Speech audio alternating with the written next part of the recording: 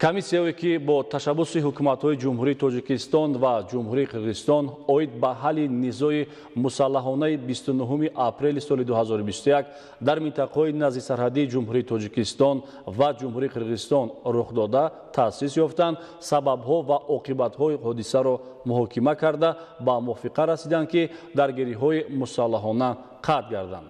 гузориши хабарнигорони мо.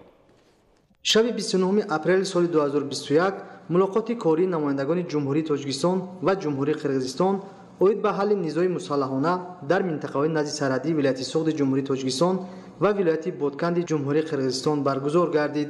ҷонибҳо ба мувофиқа расиданд ки амалиёти ҳарбиро дар минтақаҳои назди сарҳадии Суғд ва Бодканд қатъ карда, нерӯҳо ва техникаи низомиро аз минтақаҳои назди марзӣ ба макони ҷойгиршавии доимии худ баргардонанд.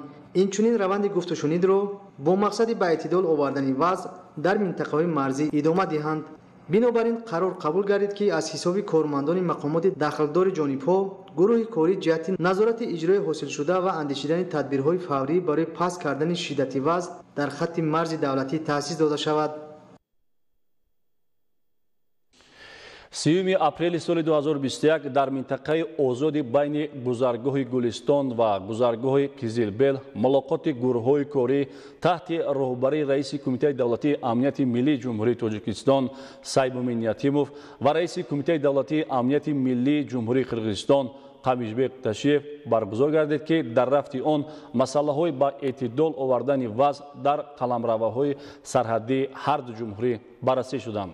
мулоқот дар рӯҳияи ҳамдигарфаҳмӣ ва муносибатҳои неки ҳамҷаворӣ баргузор гардид.